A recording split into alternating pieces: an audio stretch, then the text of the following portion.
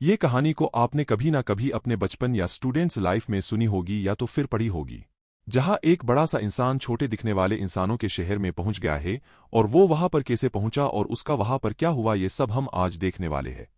तो दोस्तों, रेडी हो जाओ बचपन की कुछ यादें ताजा करने के लिए। और ये कहानी भले अजीबो गरीब है, पर आप सबको लास्ट में मजा आएगा, तो इस वीडियो को लास्ट तक जरूर देखना। तो शुरू में हम देखते हैं कि गुलिवर अपने बिल्डिंग में सोकर उठता है और अपने रोज के रूटीन को फॉलो करता है। टेबल पर पड़े अपने कार्टून सुपरहीरो से बात करता है और शॉवर में नहाते हुए डांस के साथ गाना भी गाता है।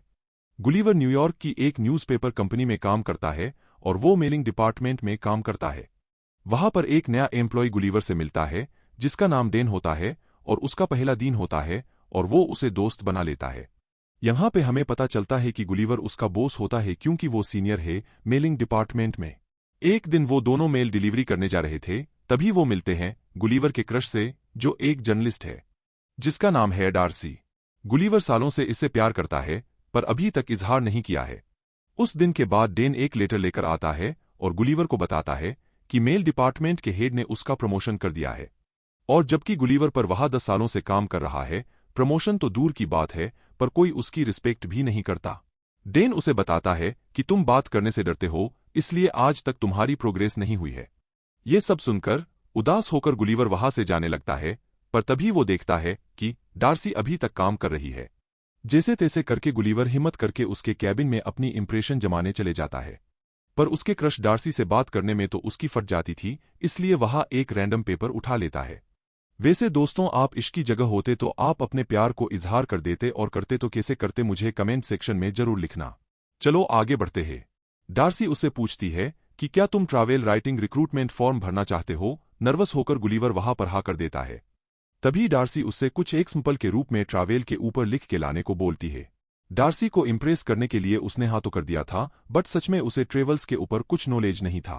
तभी वो इंटरनेट से कुछ आर्टिकल्स को अपने ब्लॉग में कॉपी पेस्ट कर लेता है और अगले दिन डार्सी को दे देता है, जिससे डार्सी उसकी राइटिंग स्किल से काफी इम्प्रेस हो जाती है और उसे एक नया काम बताती है। वो कहती है कि तुम बर्मुडा ट्रायंगल पर जाओ और सफर करो और वहां गायब होने वाली शिप्स पर आर्टिकल लिखो।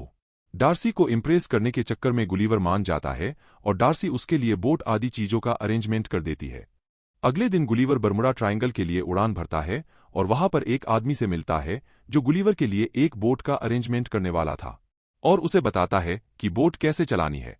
यहां पर गुलिवर को यात्रा बहुत सरल लगती है क्योंकि बोट ऑटोमेटिक है। फिर गुलिवर बर्मुडा ट्रायंगल के लिए अकेला ही निकल जाता है। शुरू में कुछ घंटे तो एंजॉय करता है, रोबोट बनाने की बुक पढ़ता है और फिर बाद में वो सो जाता है। जब कुछ देर बाद उसकी आंख खुलती है तो वो देखता है उसके सामने एक बड़ी सी लहर है। समुद्री तूफान देखकर वो जल्दी से लाइफ जैकेट पहन लेता है और इतने में ही वो टॉर्नेडो उसकी बोट को अपने अंदर खींच लेता है। कुछ देर बाद जब गुलिवर को होश आता है तो वो अपनी बॉडी को हिला नहीं पाता। जब वो गर्दन उठाकर देखता है तो वो हैरान हो जाता है कि उसके सीने पर छोटे छोटे इंसानी लोग चढ़े हुए हैं। उनका लीडर खुद का परिचय देते हुए कहता है कि वो लिलिपुट किंगडम का कमांडर एडवर्ड है। अगले सीन में हम देखते हैं कि छोटे छोटे लोग उसके चारों ओर खड़े हैं और उन्होंने उसे लकड़ी और रस्सियों वगैरह से जमीन पर बांध रखा है। कमांडर गुलिवर को एक बीस्ट कहकर बुलाता है। इतने में ही गुलिवर खुद को बहुत ही ईजिली आजाद कर लेता है। वो सोचता है कि सपना देख रहा है और अपनी आंखें बंद कर लेता है। एडवर्ड सिपाहियों को ऑर्डर देता है कि इसे नीचे गिराओ और सोल्जर उसे नीचे गिरा देते हैं और गुलिवर बेहोश हो जाता है। और जब उसे होश आता है तो वो देखता है कि उसे एक गाड़ी पर बांधकर लिलिपुट किंगडम में ले जा रहे हैं और लोग बीस्ट को देखने के लिए घरों से बाहर आने लगे और वहां पर गुलिवर को लिलिपुट के राजा थियोडोर के सामने पेश किया जाता है। पर राजा की बेटी प्रिंसेस मैरी उसकी हालत पर काफी अफसोस करती है और एडवर्ड से पूछती है कि इसके साथ इतनी सख्ती करना जरूरी है। एडवर्ड बताता है कि ये हमारे दुश्मन राज्य ब्लेफुसिया का जासूस है। और फाइनली गुलिवर बोलता है और राजा से पूछता है कि मैं कहां पर हूं, जिस पर राजा का सेक्रेटरी बताता है कि तुम दुनिया के सबसे महान साम्राज्य लिलिपुट में हो।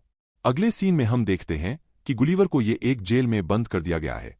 वहां वो एक और कैदी से मिलता है जिसका नाम होता है होरेशियो, और इन दोनों को यहां पर एडवर्ड ने ही कैद किया है। फिर वहां एडवर्ड आ जाता है और उसे धमकाता है, अगर वो चाहे तो उसे जिंदगी भर कैद में रख सकता है। फिर एडवर्ड उन्हें खेत में ले जाता है और उनसे वहां खेत जुतवाता है। पर तभी उन पर उनका दुश्मन राज्य ब्लेफुसिया हमला कर देता है, जिनका प्लेन प्रिंसेज को किडनैप करके महल को आग लगा देने का है। एडवर्ड महल की तरफ भागता है और सिपाहियों को आदेश देता है कि कोई राजकुमारी को नहीं बचाएगा, उन्हें सिर्फ मैं बचाऊंगा। पर होरेशियो गुलिवर से कहता है कि एडवर्ड टाइम पर नहीं पहुंच पाएगा। तो फिर गुलिवर इजीली ब्लेफुसियन सोल्जर को उठाकर नीचे फेंक देता है और प्रिंसेस मैरी को बचा लेता है। पर राजा और उनका सेक्रेटरी आग में फंस जाते हैं। आग बुझाने के लिए ढेर सारा पानी चाहिए, पर तभी जल्दबाजी में राजा को बचाने के चक्कर में गुलिवर महल पर पेशाब कर देता है। और गुलिवर काफी बड़ा होता है, इसलिए उसकी पेशाब की धार समुंदर की लहरें बनकर आग बुझा देती है। आग बुझते ही लोग तालियां बजाने लगते हैं और राजा को बचा लिया जाता है। इसके बाद राजा ने होरेशियो को आजाद कर दिया और गुलिवर का शुक्रिया करके उसे रात की दावत पर बुलाया जाता है। ये सब देखकर एडवर्ड को बहुत गुस्सा आ रहा होता है। राजा ने गुलिवर से पूछा कि तुम कहां से हो? गुलिवर ने बताया कि मैं मैनहट्टन से हूं, यानी अमेरिका देश से। गुलिवर पहली बार खुद को हीरो महसूस कर रहा था, इसलिए उसने खुद को प्रेसिडेंट बता दिया और सब ने उस पर विश्वास कर लिया, शिवाय एडवर्ड के। इसके बाद लिलीपुट के लोगों ने एडवर्ड के लिए एक बड़ा सा घर बनाया ताकि वो न्यूयॉर्क की तरह रह सके। गुलिवर ने वहां पर एक थिएटर भी बनवाया ताकि पूरा किंगडम उसमें बैठ सके और उन्हें डूबते हुए टाइटैनिक का ड्रामा दिखाया और बताया कि ये सब उसके साथ हुआ है। लिलीपुट के रहवासी भले दिखने में छोटे थे, पर उनकी कारीगिरी और तकनीक कामल की थी। उसकी इतनी झंड जिंदगी देखकर सब हैरान रह गए। एडवर्ड ने पूछा कि तुम कैसे बच गए? गुलिवर कहता है कि मुझे बचा लिया गया था। अगले सीन में होरेशियो प्रिंसेस को इम्प्रेस करने के लिए गुलिवर की हेल्प लेता है और इम्प्रेस कर भी लेता है। पर एडवर्ड भी प्रिंसेज पे अपनी नजर गड़ाए बैठा था और प्रिंसेज से किसी भी तरह शादी करना चाहता था। इधर सिपाहियों ने गुलिवर की बोट ढूंढ ली है। गुलिवर पर वहां आता है और अपना फोन ले लेता है, जिसमें डार्सी के 12 वॉइस मैसेजेस है, जो गुलिवर पर बहुत गुस्सा है, उसके झूठे आर्टिकल और उसके भागने की वजह से। गुलिवर अब वापस जाकर डार्सी का सामना करना नहीं चाहता, इसलिए गुलिवर डिसाइड करता है कि वो अब हमेशा लिलीपुट में ही रहेगा। इस बात पर एडवर्ड बिल्कुल भी खुश नहीं था और इधर राजा भी गुलिवर को जनरल बना देता है। एडवर्ड गुस्से में लिलीपुट का डिफेंस सिस्टम बंद कर देता है। इस मौके का फायदा उठाकर ब्लेफूसिया लिलीपुट पर हमला कर देता है। अब जनरल होने की वजह से इन्हें रोकने के लिए वो डरते हुए समुद्र में जाता है और पानी में छपाके मार के लहर बना देता है। पर तभी दुश्मन उस पर हमला कर देते हैं, लेकिन तोप के गोले का उस पर कोई भी असर नहीं होता। उल्टा वो गोले उसके बड़े से पेट पे टकरा के वापस दुश्मन पे बरस पड़ते हैं। फिर वो दुश्मन को पकड़कर लिलीपुट से बाहर निकाल देता है। गुलिवर की खूब खातिरदारी की जाती है, जैसे कि बाल कटिंग, बॉडी मसाज आदि सब व्यवस्था है। इधर प्रिंसेस भी एडवर्ड को रिजेक्ट कर देती है। गुस्से में एडवर्ड दुश्मन से जाकर मिल जाता है और गुलिवर अपने बोट पर रोबोट बनाने की एक किताब लेकर आया था, वो किताब दुश्मन के हाथ लग जाती है। वैसे भी वो छुटकू इंसान कारीगरी में आगे थे, इसलिए वो बुक की मदद से एक बड़ा सा रोबोट बना लेते हैं। दुश्मन एक बार फिर से अटैक करता है। गुलिवर फिर से छोटे छोटे लोगों से लड़ने के लिए तैयार था, पर वो हैरान हो जाता है जब सामने देखता है एक विशाल रोबोट कोडोट। एडवर्ड गुलिवर को चैलेंज करता है। गुलिवर के पास एक्सेप्ट करने के अलावा कोई और रास्ता नहीं था। वो रोबोट को पीछे ढकेलने की कोशिश करता है, पर रोबोट उससे ज्यादा ताकतवर था। वो उसकी पेंट पकड़कर उससे खेलने लगता है और उससे हार मानने को कहता है। फिर गुलिवर राजा और सबको बताता है कि उसने सब कुछ झूठ बोला था। फिर एडवर्ड गुलिवर को एक ऐसे आइलैंड पर भेज देता है जहां पर कोई भी जाने की हिम्मत नहीं करता। जब गुलिवर को वहां छोड़ा जाता है तो उसे एक विशाल छोटी सी बच्ची पकड़ लेती है। अब गुलिवर एक ऐसे आइलैंड पर था जहां उससे भी विशाल लोग थे।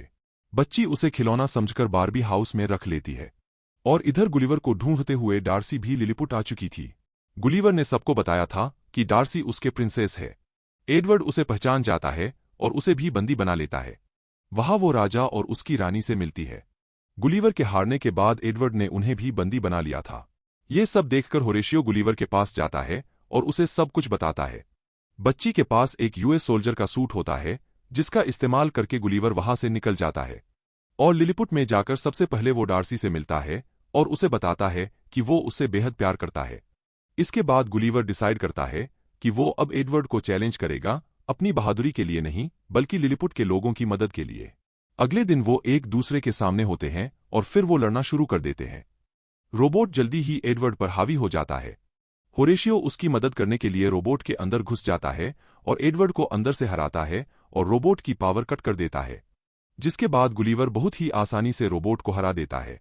लोग खूब तालियां बजाते हैं और होरेशियो की बहादुरी की वजह से उसे भी प्रिंसेस से शादी करने की परमिशन मिल जाती है। मौका मिलते ही एडवर्ड प्रिंसेज को बंदी बना लेता है, पर प्रिंसेज भी उसकी अकल ठिकाने लगा देती है और डार्सी भी पहली बार गुलिवर को किस कर लेती है और फिर गुलिवर भी ब्लेफूसिया और लिलीपुट के बीच दोस्ती करा देता है और उनकी दुश्मनी अब खत्म हो चुकी है। फाइनली वो और डार्सी अपने शिप को रिपेयर करके वापस न्यूयॉर्क चले जाते हैं। कुछ हफ्ते बाद गुलिवर अपनी जॉब छोड़ देता है और एक ट्रैवल राइटर बन जाता है। अब वो डार्सी है पी रिलेशनशिप में रहते हैं और इसी के साथ मूवी का भी है पी एंडिंग हो जाता है। मेरी आप सबसे एक दिल से गुजारिश है कि अगर आपको ये वीडियो अच्छी लगी है तो प्लीज़ लाइक करो और सब्सक्राइब करो। हमारी चैनल का बेल आइकॉन दबाकर नोटिफिकेशन ऑल पे कर लो करो ताकि और भी अच्छे अच्छे वीडियो मिलते रहे।